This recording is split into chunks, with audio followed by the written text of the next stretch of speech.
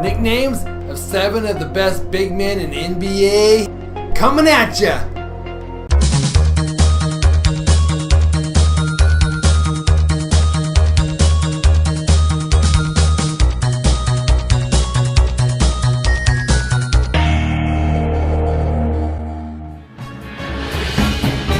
The man with the plan was the Admiral, David Robinson. The man that never was an admiral. He attained the Navy rank of Lieutenant Junior Grade, LTJG. Robinson's father served in the Navy and finally settled the family in Woodbridge, Virginia, only 55 miles from the Naval Academy in Annapolis, Maryland. The Admiral attended the Naval Academy himself, graduating in 1987 and was drafted by the Spurs that year. However, he had to fulfill 2 years of active duty service. Robinson then began playing with the Spurs in 1989, leading the team to the playoffs every year of his career. I'm sure the Admiral seemed fitting, given Robinson's naval background, but yet he was a leader and a force on the court. He was National College Player of the Year, NBA Rookie of the Year, 10-time NBA All-Star, 2-time NBA Champion, and NBA MVP in 1995.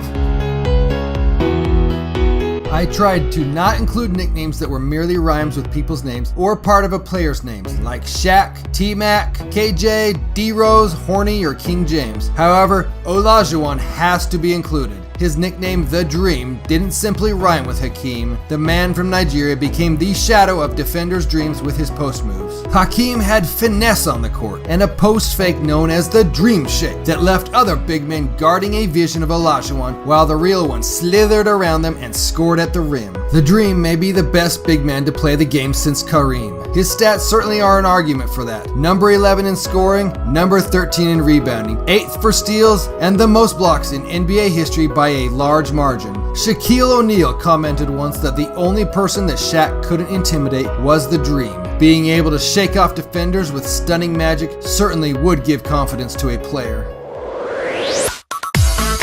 DMC's nickname is one I've had to learn to like. It just didn't seem proper to call a big man Boogie.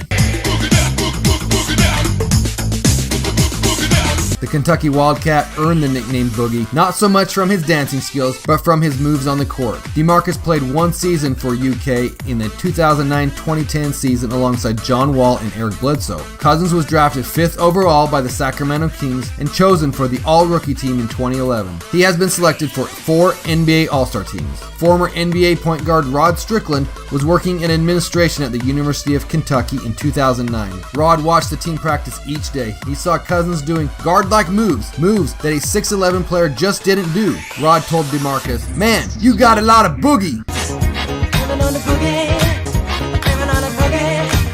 After that comment, every time Rod would see Cousins walk in the gym, it wasn't, "Hey, DeMarcus," it was, "What's up, Boogie?" The nickname obviously stuck, and DeMarcus loves it. Yet DeMarcus once told a reporter that whatever nickname the fans give him, he'll take it, including DMC. That would be an acronym for DeMarcus Cousins, and not for DeLorean Motor Company. Yet, how cool would that be? Although, it wouldn't make any sense. Don't ruin my fun, Biff Tannen. What are you looking at, butthead? I'll start with saying that Wilt Chamberlain is the most overrated player ever in the NBA. Playing in the 1960s at 7'1", really his only competition in the middle was Bill Russell at 6'10". There were not as many tall players during the Stilt's time, and it allowed him to dominate with rebounds and scoring over the top. My guess is that if Wilt were playing in today's league, or in the 90s, he would be about as good as Dikembe Mutombo, maybe even only as good as Sean Bradley. Still, Chamberlain is one of the most iconic figures in sports history. He had the nicknames Wilt the Stilt and the Big Dipper. The Stilt, hated by Chamberlain, came from his very long, thin legs that looked like he was walking on stilts. The Big Dipper, liked by Chamberlain, was coined by friends that saw Wilt having to dip down every time he went through a door. There, you have the story on Wilt Chamberlain's nicknames, which are as overhyped as he is in the history books. Would you think a plain Jane player like Kevin McHale would have a cool nickname or any nickname at all? Well, the 2-time 6th man of the year loved holding onto the ball. Danny Ainge called McHale the Black Hole because when the ball was passed inside to McHale, it disappeared because he rarely passed the rock back out to the perimeter. Get hit with a double team? McHale don't care. Don't lose hold of that rock unless it's on a shot. What does a black hole do? It sucks in matter and doesn't release it. Okay, that's not entirely true. I'm gonna get a little nerdy on you. Too white and nerdy, fingertips too white and nerdy. Since the 80s, when Ainge eloquently coined the nickname, black holes have been found to belch out jets of high-speed particles. Nickname doesn't work so well now. For all of McHale's black hole activities, he was a 3-time NBA champion, 7-time All-Star, and scored over 17,000 points. I knew some players like a black hole. Feed them the ball and go to the rim waiting for the rebound, because your teammates ain't touching that ball again unless they scrap for it off the rim. Rudy Gobert has one of the more recent and memorable nicknames, yet I still don't like it and hope he gets something better. We all know the Eiffel Tower is in France, and being over 1,000 feet tall, it was the tallest man-made structure in the world for 41 years. Rudy Gobert from northern France was granted the nickname the Stifle Tower even before his time in the NBA. Gobert wasn't jiving with the name. What does that mean? I don't get it. What does that mean? He didn't understand what it meant. He was informed that Stifle was good. It meant that he prevented other players from doing what they wanted to do on the court. He had long, thin legs and arms like an Eiffel Tower that blocked shots. Gobert, standing at 7'1", has the NBA's longest wingspan ever of 7 feet 9 inches and a standing reach of 9 feet 7 inches. By Gobert's 4th year, he led the NBA with 214 blocks, and in 2018 he was named Defensive Player of the Year, being included on the All-Defensive Team in 17 and 18. The Stifle Tower is carrying on a legacy of French basketball players, along with Tony Parker, Nicolas Batum, Boris Diaw, and Ian Mahinmi, who himself has a crazy long wingspan. Keep the shots coming toward the Stifle Tower, and the tower will do what it does: block. Let's get this out of the way. Phil Jackson dislikes his nickname Zen Master. He believes that referring to him as Zen Master, even as a nickname, it incorrectly elevates his status to that of a Buddhist monk or someone who spent a lifetime in Buddhist practice. Phil Jackson used the triangle offense to propel the Bulls to 6 championships and 5 with the Lakers. There was something else in Jackson's coaching time with the Bulls that he found to be of great assistance.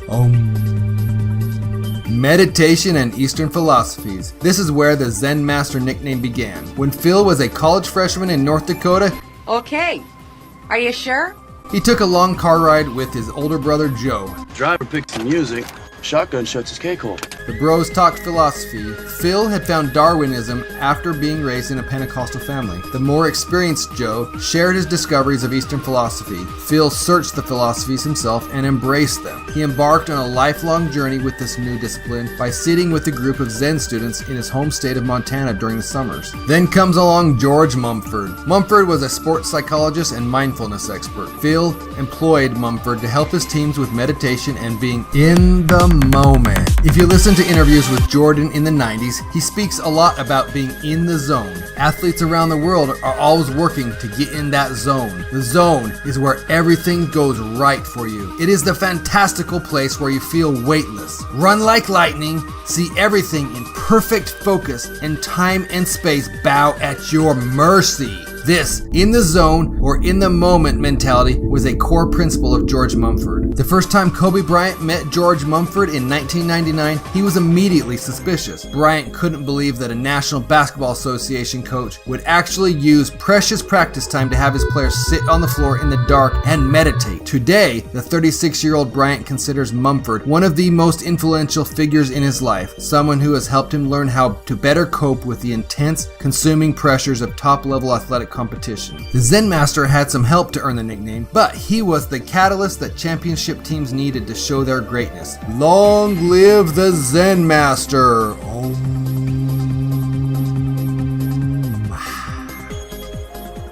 That was 7 big men of the NBA. If you know any others that have good nicknames, comment below. Do not forget to subscribe. Let's keep it going.